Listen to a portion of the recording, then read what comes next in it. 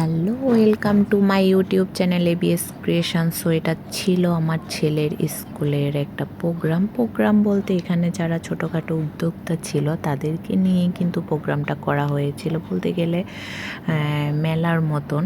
তো এখানে অনেক স্টল উঠেছে, কিছু টিচাররা, ম্যাক্সিমাম টিচাররাই হচ্ছে স্টলটা দিয়েছে, আর হচ্ছে কিছু গার্ডিয়ান যারা ছোটোখাটো উদ্যোক্তা, এই জন্য সবাই যদি উদ্যোক্তা হয় খেতে কে যাবে। আর আমি হচ্ছে খেতে গিয়েছিলাম, দেখতে গিয়েছিলাম, দেখার জন্য তো লোক লাগে, খাওয়ার জন্য তো লোক লাগে, তাই না?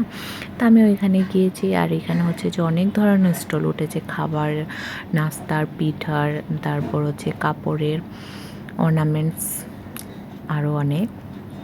তো মোটামুটি আমি একটু ভিডিও করে নিয়েছি।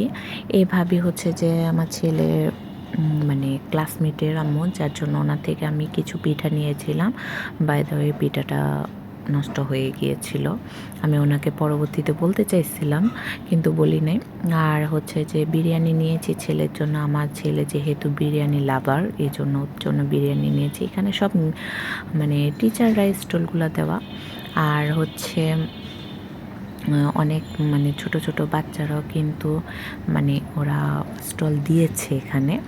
আসলে ভালো, আমরা হচ্ছে যে কিছু না করতে পারলে বাচ্চারা সেটা করতে পারতেছে, ওরা কিছু নতুন কিছু ভাবতেছে। যাই হোক, ছোটোবেলা থেকে উদ্যোক্তা হয়ে উঠতেছে। আর এখানে কিছু নাচের প্রোগ্রাম হচ্ছে, বাচ্চাদের প্রোগ্রাম। এই নাচটা দেখে আমার এত ভালো লেগেছে, মন চাইছিল যে আমিও নাচি, আমার হাত পা নড়তেছিল। যাই হোক, আমার নাচের ইচ্ছাটা রয়ে গেল। কখনো যদি আমার মেয়ে হয় তাহলে হচ্ছে যে আমি আমার মেয়েকে নাচটা শেখাবো, ছেলেরাকে তো আর শিখাতে পারবো না। তো মেয়ের মাধ্যমে হচ্ছে যে আমার ইচ্ছাটা পূরণ করব, যদি ও চায়, সৃষ্টিকর্তা যদি একটা মেয়ে দেয়। তো নাচটা এত ভালো লাগতেছে, খুবই ভালো লাগতেছে আমার কাছে।